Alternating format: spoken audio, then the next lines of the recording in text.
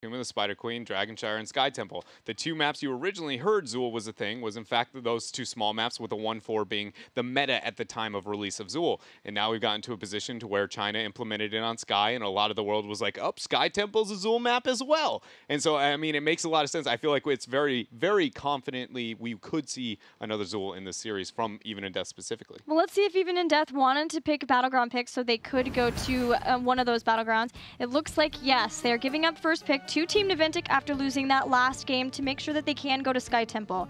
This has been a favorite Battleground for Even in Death. All the way back in the Crucible, it was the one Battleground they were able to win versus No Tomorrow. It continues to be one that they can almost, if they're going to bank on having a win somewhere, it would be on Sky Temple. They beat Superstars there. I believe they also beat No Tomorrow there. Yeah, I think you're right. Both of those were victories on Sky Temple to the point where it has, we now have an Even in Death map. I feel like, yes, they do have trends towards some of the smaller ones, but this is the only one where I'm like, I'm confident you guys understand what you're trying to make happen. You very much know your approach to the map, and I really enjoy what they make happen on it. A lot of it does seem to be involved around getting a lot of stall tactic onto the shrines. They're almost never slow to respond to them, and that's something I've always wondered why we see a lot of teams, you know, be a bit hesitant to get on top of the shrine and deny, but Even in Death has no fear. They're like, we're going to stall this out, and we will very much try and get the upper hand through our rotations afterwards, doubling down on those shots. Meanwhile, Naventic has played Sky Temple a couple of times, and it has been a pick for them as well, so it's not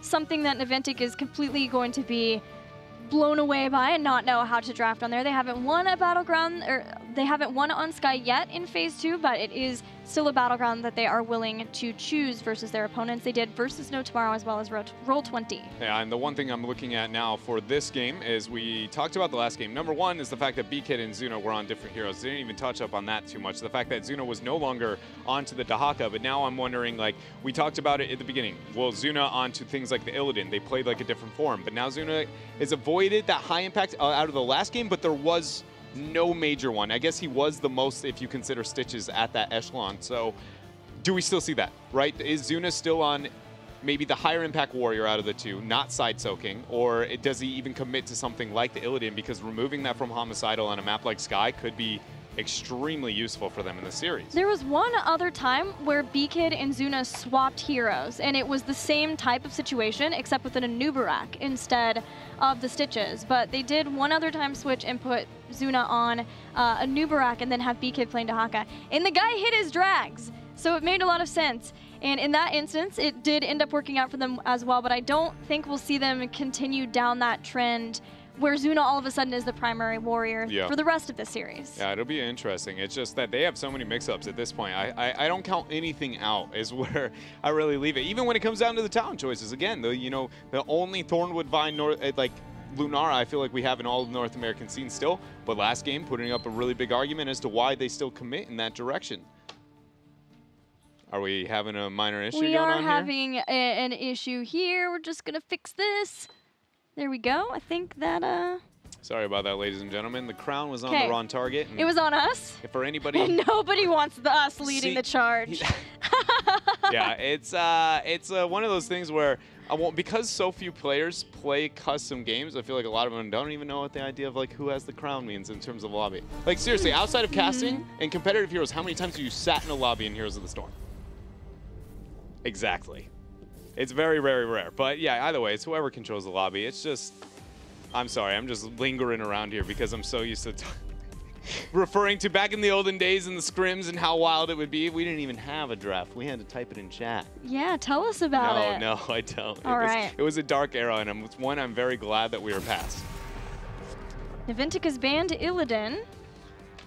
No surprise there. No surprise there. That does mean they obviously don't want him at all.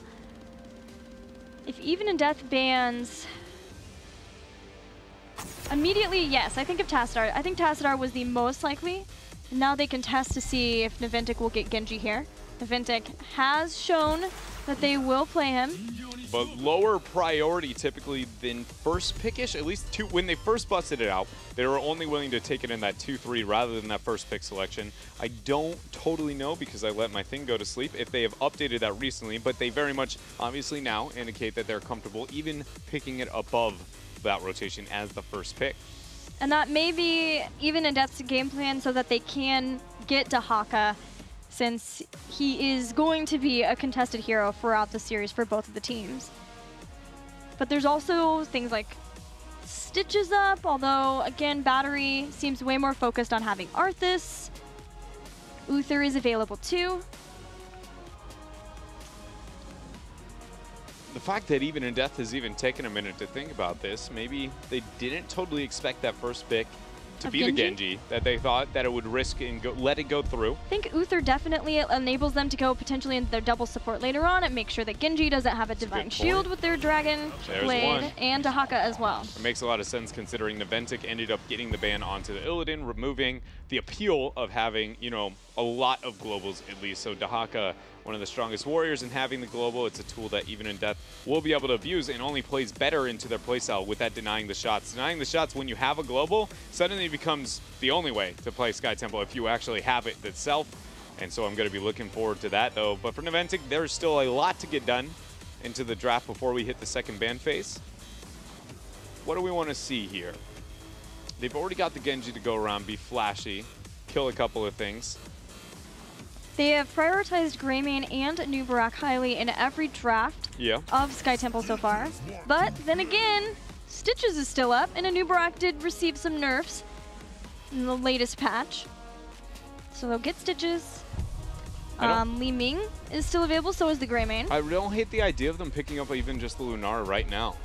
To be honest, if they feel like that's something they aren't going to be able to have access to later on, just because of how effective that can be with the Genji, how prioritized like Lunara has been for Naventic just in general since the past 2 weeks.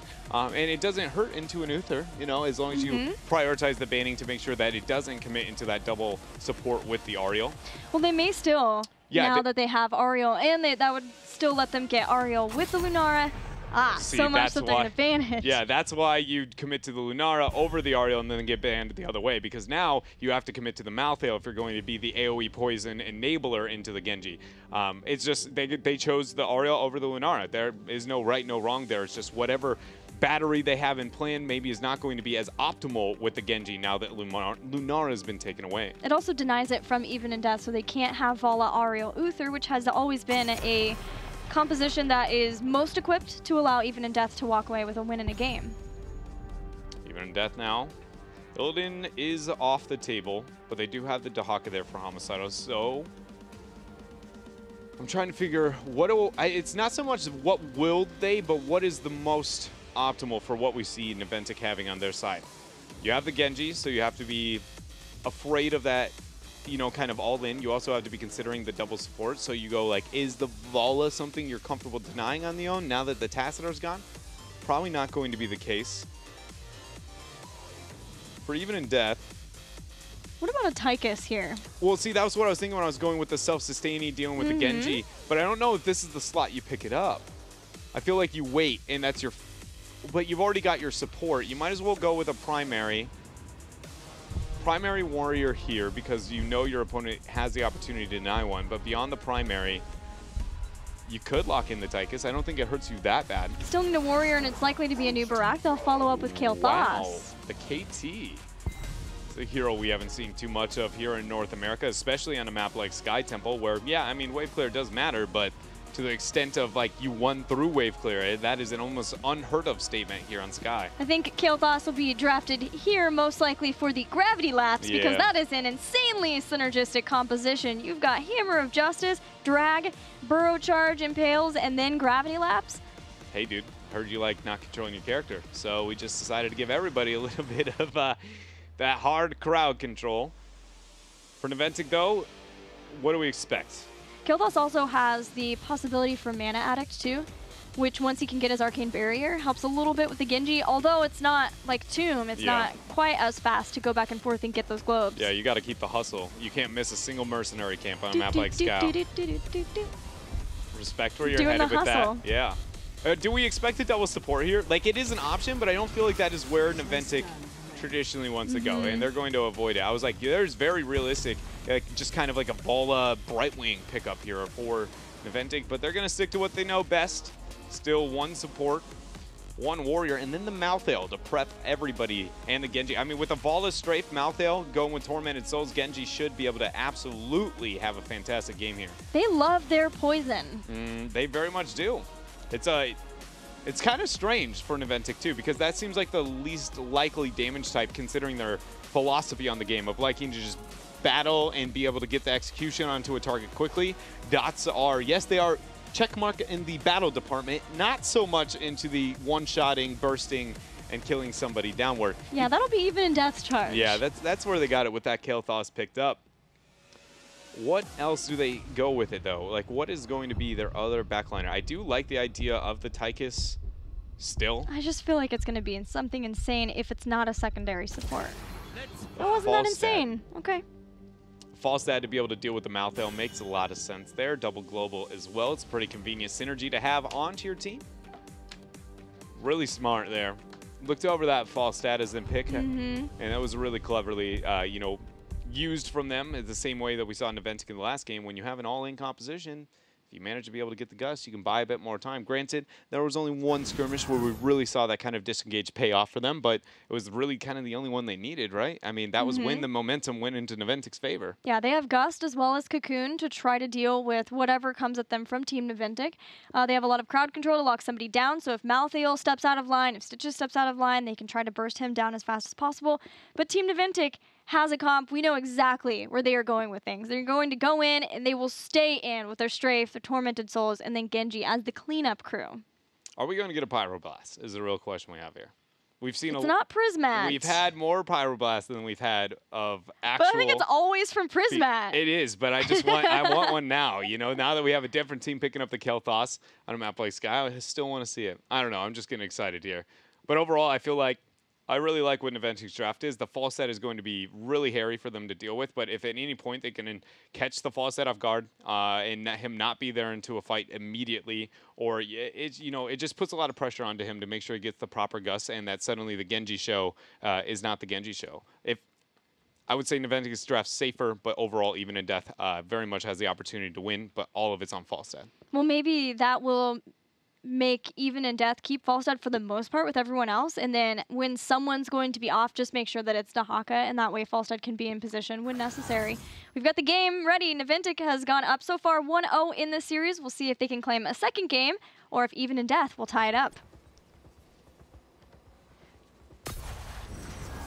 One thing that's interesting about taking what we witnessed in game number 1, a map like Dragonshire, where when you have victories, it's debatably the hardest to be able to obtain something. And now we find ourselves on almost the exact opposite style of map, where whenever you do get a small win, a pick here or there, to be able to capitalize off it is pretty easy and effective. Those shots, it's not too hard to be able to stand and not die to the Sand Guardian alone. And if we take that and look at how the early game of the last game played out, I wonder if that suddenly gives a bit more of a spike over to even in death, because or maybe even Naventic. Naventic was winning when it came to the kills, but even in death was the team, again, talking about their laning and unable to pressure it out. And so I just feel like those windows where we were talking about Naventic having 40 seconds and unable to gain something, this is a game where they will, and that will matter a lot towards even in death's chances of staying even in experience.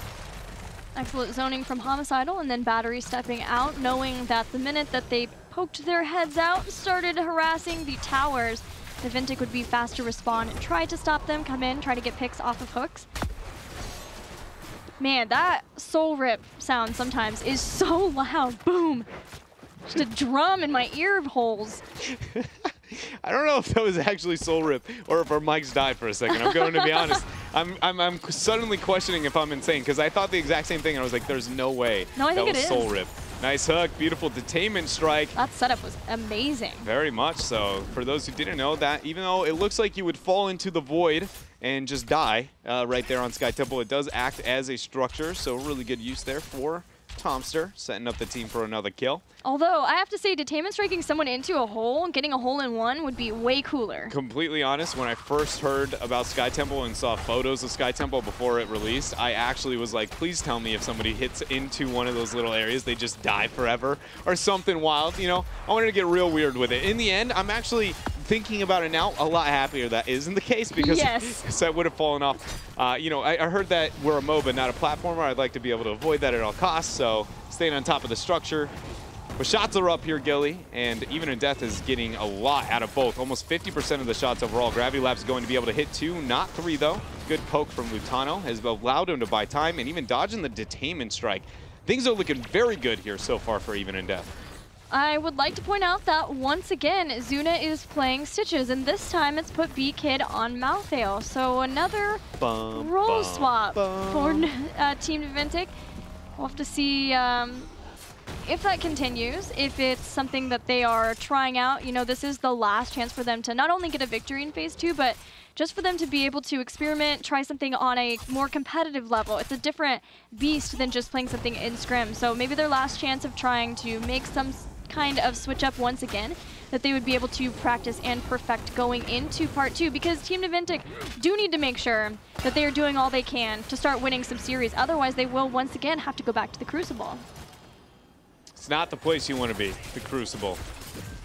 To be in a position to where you feel as if everything you've been working for with a group of players that you've been working with, that it was all for naught. It does not feel good, and Naventic is doing their best to be able to try and deal with that. And it obviously is still 5 weeks more of play away until we'd once again get to the Crucible, but if there's one thing that I have learned from phase number 1, it's that the standings and the results that happen in Part 1 of a phase do have such great impact on Part 2 and trying to get out of that. Even for a team like No Tomorrow, if you remember, they made drastic changes between Part 1 and Part 2 of Phase 1. But because they had put themselves so far into a hole, it was just so difficult for them to be able to get back out. Hook after the slam lands. B-Kid and Genji are quick to go in, but Genji will get taken out from Homicidal. That was a miracle drag. That was the most ridiculous drag I've ever seen in my entire life. He had 3 people stacked on top of one another, and he catches the Genji after the cyber, or after his dash.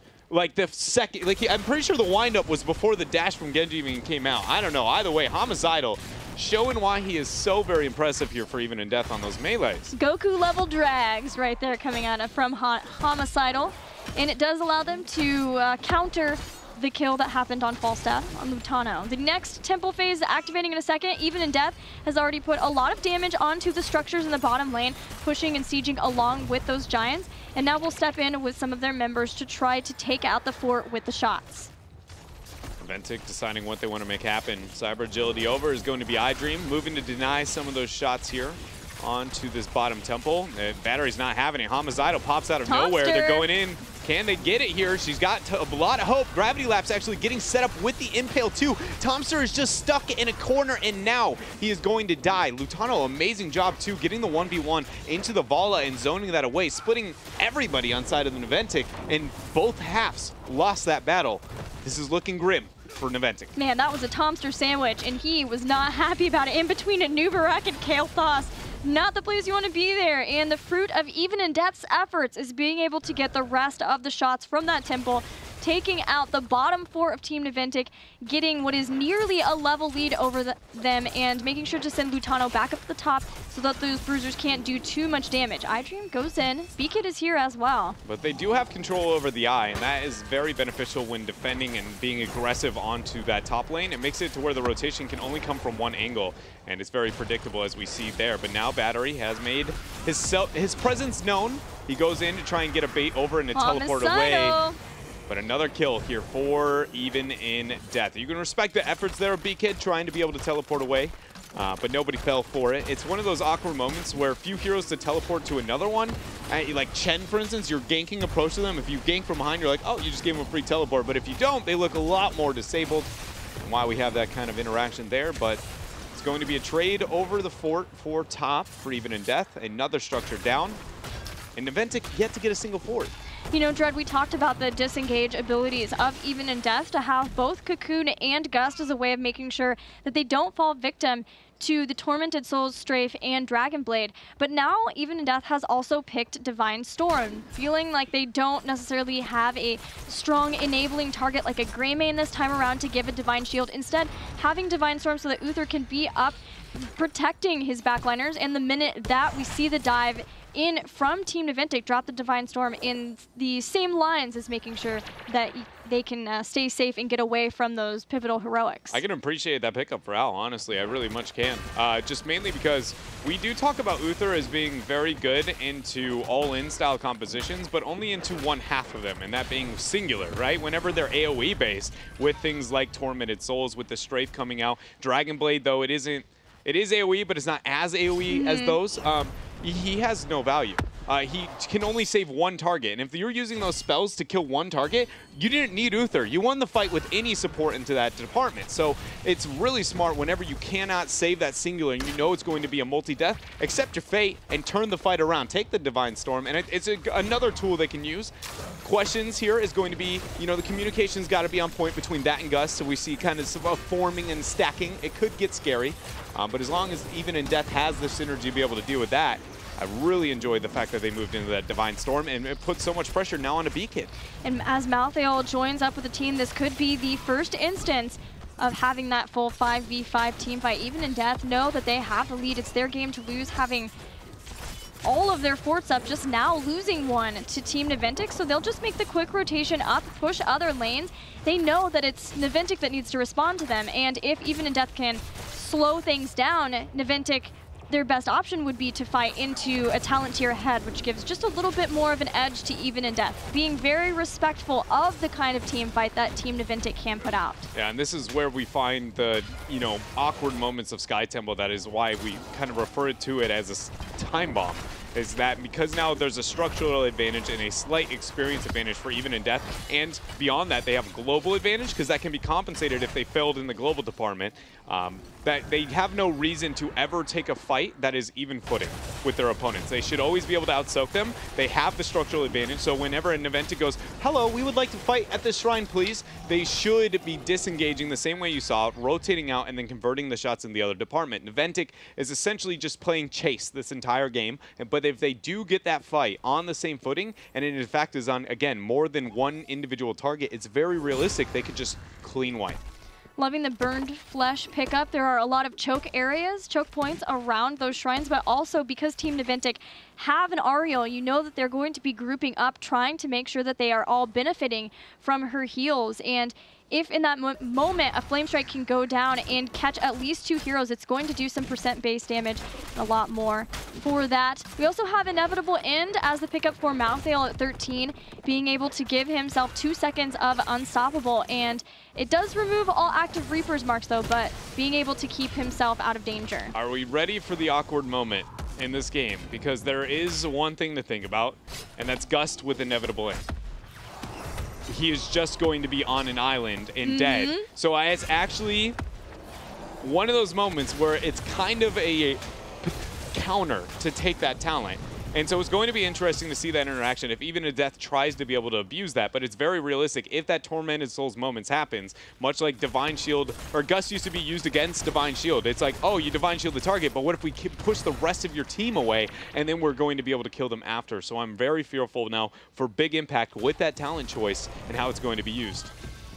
Yeah, I wonder if we'll just see that only for the Cocoon, but again, maybe a possibility that that comes back to haunt iDream, or the Malthael player, B-Kid. Even in Death, again, choosing to disengage, forcing Putrid Bile to be used, but it's a fairly shorter cooldown. It will be back in 45 seconds. And the whole time, Even in Death, we're just baiting Team Naventic to come to them. Even in Death knows that Naventic is desperate for a fight. Naventic have been behind for a majority of this game. Even in Death abused that, putting the globals up in the top in a very Gale Force esports-esque maneuver, taking out some towers and getting them to 16. Yeah, Sky Temple legitimately is, when it comes to decision-making wise, some of the easiest to do the math on what is the right and wrong call. And Even in Death just puts on a clinic on what those are almost at all points. Right now, they are being more passive than debatably they should be, because with the 16 mark, I should be choosing the fight rather than running from it. So much so, Lutano getting caught out there, barreled away, Detainment Strike barely clipping the side there. He almost got a full stun. iDream is in hot pursuit, and now Naventic is losing shots on top, but they've managed to obtain a few here through the mid lane. This is This is really interesting for Even and Death that they decided this. They are fully focused on structures. They know that they still have Dahaka up in the top. They want to get the rest. At what point did Dahaka start to stalk in? Naventic are sitting around the bushes. Crystal Aegis is forced, and that is a nice win for Even and Death. They'll step back again. Dahaka continues up in the top, takes out a keep, gets some catapult pressure against Naventic. Even and Death just utilized the fact that they had that fort, got as many shots at the 16 as they could, and then backed off. And there's no mule to heal back up that very weak mid keep for Naventic.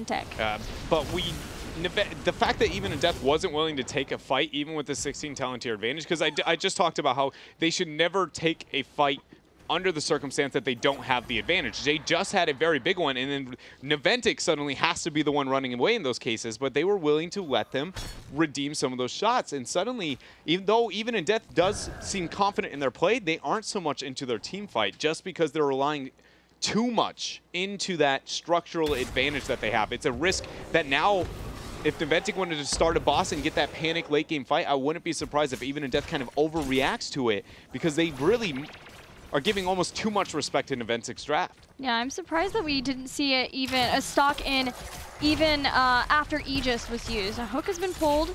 Battery is making it back to his team. How is there two?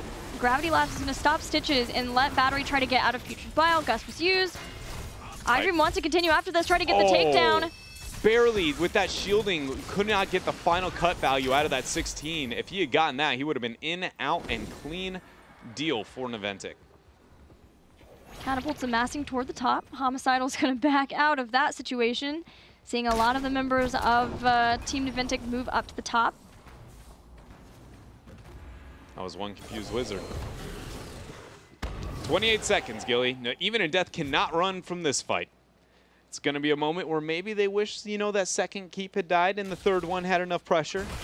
Because Naventic, in fact, will be able to get a team fight in this game on the same talent tier. How do you avoid that? Use the Knights and the pressure on the core in the long run. You go down to bottom, you stall it out, and then you double global to the Knights on top onto the core and look to split them away from ending the game. Even and Death can make a cheeky play here, one that they don't necessarily have to make.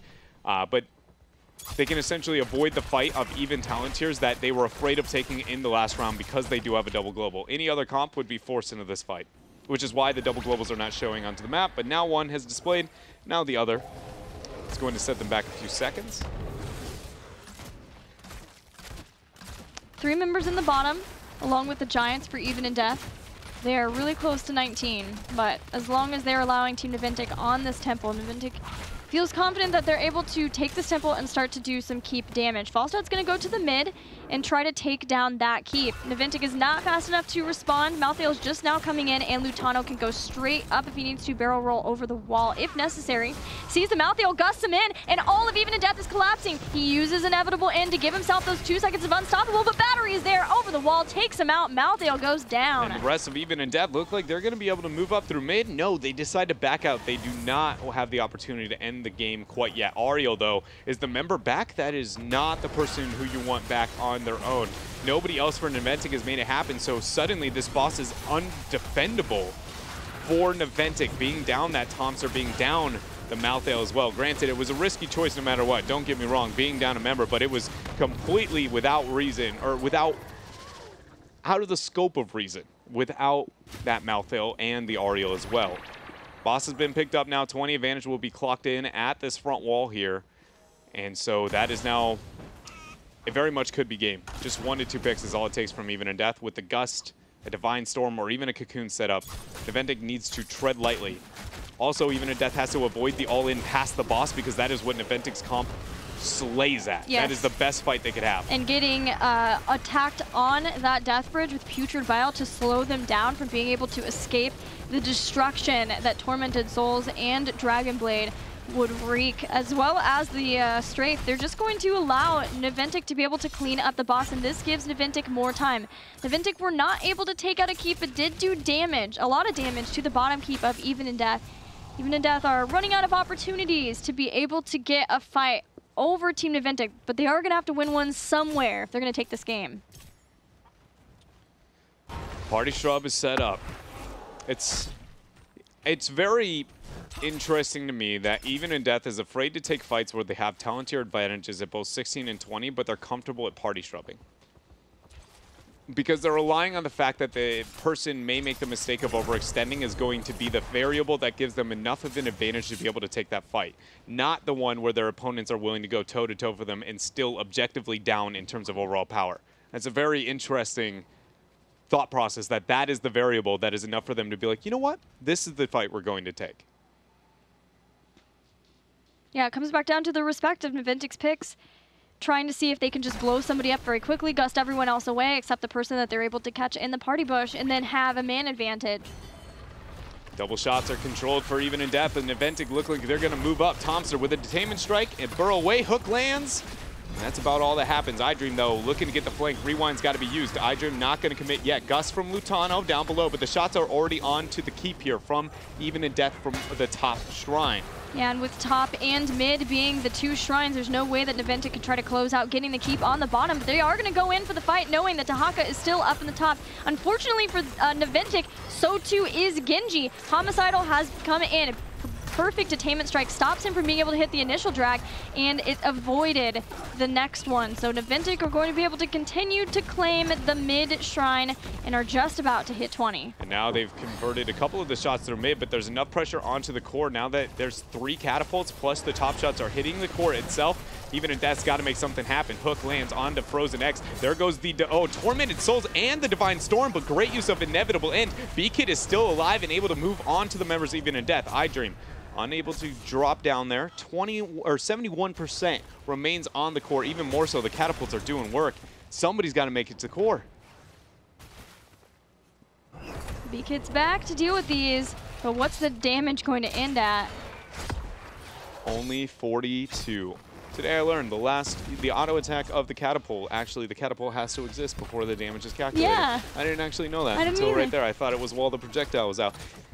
Every day, learning something new in competitive Heroes of the Storm. Grow with HGC. Hey, but for now, Naventic, they won the battle, but it's too little too late in terms of structures. You know, if there was a mule, maybe they would be able to recover, but for now, it's just going to be, will Even in Death give them the miracle fight? And it's been that way, honestly, since Shrine Phase number 2. Because of the advantages they've been able to attain, the composition that they drafted, and Naventic just hasn't found a way to force that fight. Yeah, without a global at this point, Even in Death should be able to manipulate Naventic into a position where they can send some people down. And Naventic is understanding of that. They're trying their best to push back all the lanes. They got the bruisers up in the top. They're pushing back mid, and then they're going to go for their giants in the bottom too, so that they can limit where Even in Death can try to make that charge. Naventic just has to find a way to like be in the most wild position you've ever expected a team to be in ever. Or maybe something like a baiting of the eye, but again, there's no incentive for Even in Death to move into the eye. And just waiting out for the secondary shrine phase is essentially suicide for Naventic, which is why you see them going out here trying to question, do we move through bottom keep? What do we do? But the minute they show on the map, Even in Death goes, you want a base race? I mean, hello? Are you kidding me? Thank you very much. 28 seconds, and Naventic goes. They're going to try and make the all-in. I respect the effort, Naventic, but I don't think you've got it. Not so much, because they still had a keep to go through, and Naventic's core was already at 42% health. The backs are happening. Zuna hits a hook, but they're even going to use Divine Storm to take out the core, and Even in Death leaving out the series. Yeah, 1-1 now, with Even in Death winning on their favorite map, struggling on one of their preferred maps too in game number 1. So this looks like it could be a 5-gamer. We've got a series on our hands. We do. Between the two teams that are at the bottom of the standings, both of them are very important. This series we could look back at when we think about things like who qualifies for the Crucible, who's able to play in playoffs. When we look at the Global Championship, we could look back at this one and who won this as a reason for why things end up where they are. Yeah, it's crazy. I feel like everybody at home is at the point where maybe they don't think we're as crazy. You know, we tried to make it like, guys, we learned a lot out of the first split, like with this formatting, how impactful these games are. And we're like trying to convey, nope, this one could be the beginning of the end for this team. It suddenly can mean so much, but I feel like with Europe being wild in terms of their standings, you know, what's happened with Team Dignitas and everything, like the 3-way to 4-way ties that are everywhere. Everybody's now like, you know what? This could be actually the series that determines Crucible or not. And I'm glad that, you know, everybody finally is at the point where it's suddenly like every single series matters. There's no moment where you can take a break if you want to be one of the best teams of your region. Absolutely. Even single games can come into effect. Think about our second series. If Tempo Storm can win just one game, that's all it takes for them to avoid a tiebreaker and qualify for the Western Clash. But we still have more of this series to go. We're going to a break. We'll come back soon with Game 3. Stick with us.